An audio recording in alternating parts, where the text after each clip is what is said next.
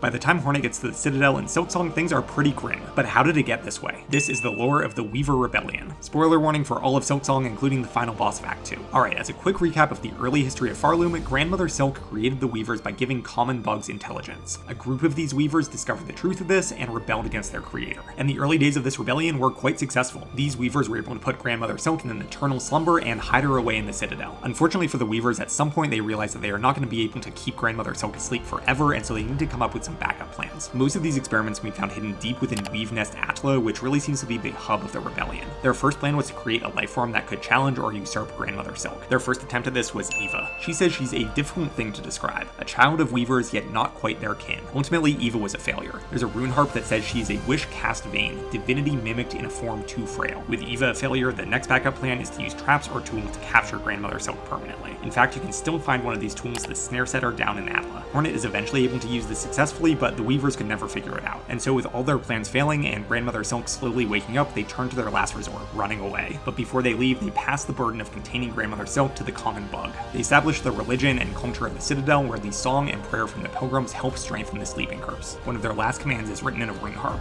The burden is passed. These simple bugs shall bear it full. Never to cease, never to silence. And so the Weavers leave Farloom with their tail between their legs. Meanwhile, Grandmother Silk is beginning to regain her strength and is looking to seek revenge on those that betrayed her. But more on that in the next video. Follow for more Silksong lore.